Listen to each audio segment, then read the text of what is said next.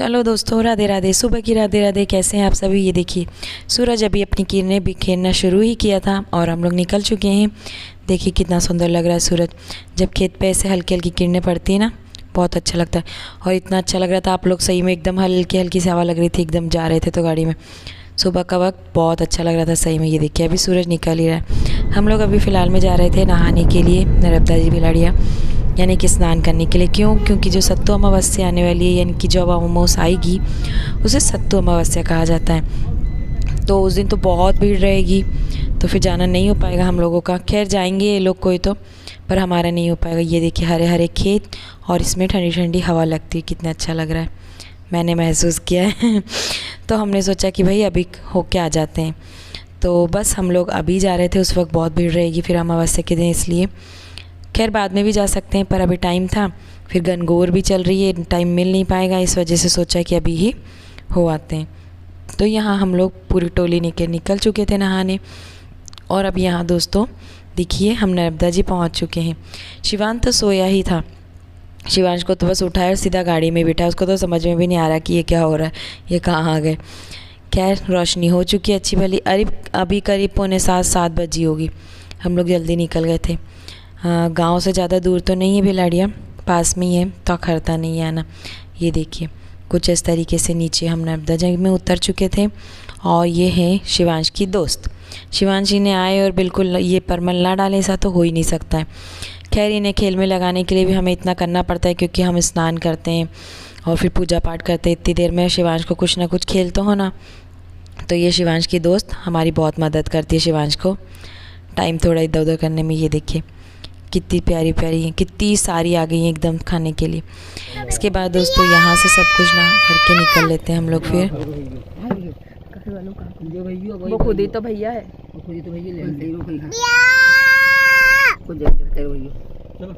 और मैं देख के चली गई।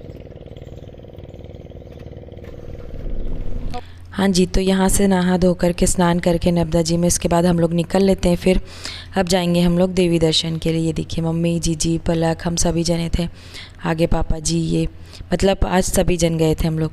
उसके बाद वापस आते हुए भी हरे हरे पेड़ पौधे खेत खलियान, बहुत अच्छा लगता है। गाँव में यही मज़ा सबसे अच्छी है कि भाई ठंडी ठंडी हवा में खेत तो कहीं ना कहीं मिल ही जाते हैं, कहीं नहीं जाते हैं। इसके बाद कुल देवी दर्शन किए और फिर निकल पड़ते हैं हम लोग घर के लिए। ये देखिए दोस्तों बस अब हम लोग घर आने लगे हैं, क्योंकि ज़्यादा कुछ नहीं, बस स्नान करके कुल देवी जी के दर्शन करने थे, इसीलिए मेन तो जाना था। और आकर के फिर सोचा कि भाई क्या बनाया जाए, तो मन हुआ कि दाल बाटी बना लेते हैं। और कुछ क्या बनाएंगे। करीब 8 साढ़े 8 पौने 9 तक हम आ गए थे। और यहाँ चल रही शिवांश जी की मस्ती घर आते से। ये लड़का कुछ नहीं करने देता आधा काम तो। इसके बाद मैंने आटा वाटा मस लिया था, दाल लगा दी थी, दाल भी हो गई थी, सामान भी सब काट के रख के आ गई। यहाँ बाटी सेकने आ गई थी मैं। ये देखिए मम्मी ने बोला कि पहले ठंडे ठंडे बाटी सेक लो, क्योंकि धूप तेज़ हो जाएगी फिर वही गर्मी लगती। खैर गर्मी तो अभी बहुत तेज़ लग रही थी। ये देखिए हवा ही नहीं चल रही थी वाड़े में, तो ज़्यादा बाटी सेकने में हालत ख़राब हो गई थी इतनी। पर क्या करें यार, अब शौक़ भी तो है, खाना भी तो है, इस वजह से। इसके बाद यहाँ आकर के हम लोग ने घी डाला भर भर के, और बाटियों को मैं इस तरीके से उछालने लगती हूँ ताकि घी सभी दूर बहुत अच्छे से लग जाए। आ जाइए आप लोग भी जिम लिए हमारे साथ दाल बाटी, और बताइए कैसी बनी अंगारे की बाटी। इसके बाद दोस्तों यहाँ आकर के फिर मैं दाल की तैयारी करने लगती हूँ।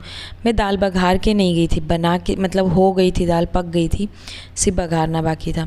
क्योंकि फिर थोड़ी देर जल्दी बघार के चले जाना, फिर वही ठंडी हो जाती है, इसलिए सोचा कि भाई गरम गरम रहेगी तो थोड़ी लेट ही बघारेंगे।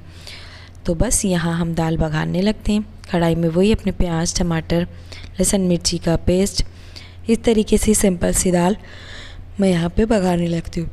इसके बाद दोस्तों दिन भर कोई व्लॉग नहीं बना पाई, क्योंकि एक दिन पहले हम वहाँ गए थे गणगौर में, फिर दूसरे दिन जल्दी उठ के फिर भिलाड़िया चले गए, तो बहुत ज़्यादा थक गए थे इसलिए। और अब शाम हो चुकी है, यहाँ हम लोग तैयार हो चुके हैं जीरागढ़ जाने के लिए। ये हमारी कोटरा के गाँव के मंडल यानी कि जो दीदियाँ हैं उनके द्वारा। देखिए कि आप लोग आगे की वीडियो और इनकी प्रस्तुति एंजॉय कीजिए।